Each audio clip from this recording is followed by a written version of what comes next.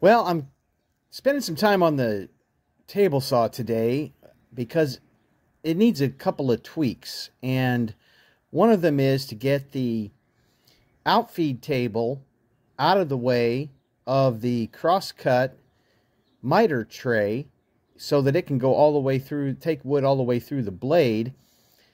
And I've got some video on that. And then I've also realized that the measurements were off. So there are some adjustment tabs down here that loosen this rail, and you loosen here, and that means that you can move this back and forth. And here's the best I can do right now is I think I've got it on 0. And I'll cut some pieces eventually and check the measurement. I may need to adjust a little bit more. I've been using it this whole time without using this measurement slide at all. Mostly just using a tape measure. But it'll be really handy if this is done correctly and I can set things up in the right place. So we're going to try that. Then finally, I've got the dado stack throat plate that came with the piece that I bought, and I've got the regular throat plate that I've been using quite a bit, but I am getting a lot of little pieces down in the slots there, and so I've been looking to see if I could buy a 0 clearance throat plate, and I'm not coming across that. If somebody knows where I might be able to get that, that's great. I think I'm going to try to make one. So I'm going to take the dado cover and do some measurements and see if I can find just even a piece of wood that I can cut to size and use as that drop-in plate, and look forward to showing a video about that when I get the chance. But overall, this is some of the little revisions, some of the little double checks, some of the little tweaks that I've done to try and make the table saw even more useful.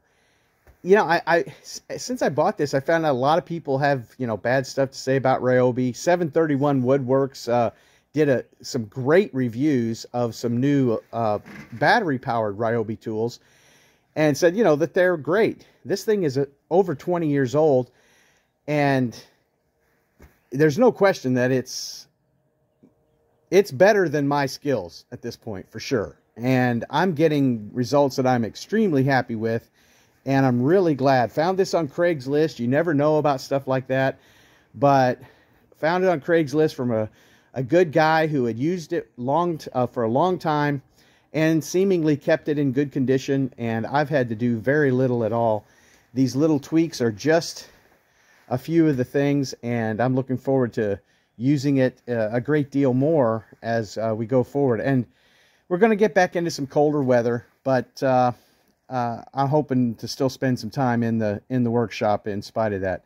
Hey, thanks for watching. If you've got comments, you got suggestions about this particular saw, the BT3000, or if you have some thoughts about Ryobi in general, or if you have some questions about tweaking equipment, drop me a note. If I can find or know a responsible, reliable answer, I'll be happy to share it. And it might cause me to do a little bit of research and find out some more great things. So thanks very much. Blessed and grateful here on Dead End Street. Thank you. Well, a few days ago, I did a video about how I was having a problem with my outfeed sled, not being able to leave room for me to take cuts all the way through the blade. And I thought, oh, what am I going to do? Am I going to have to cut some new holes and move this over so that I can then move the table? Yeah, well, I think it's much simpler than that. And I'm glad that I slept on it, because it occurred to me that maybe there was something easier I could do. And I'm going to try to do that now. All right, well, this may have produced another issue, but all I had to do was move the back rail down. And it goes all the way through now.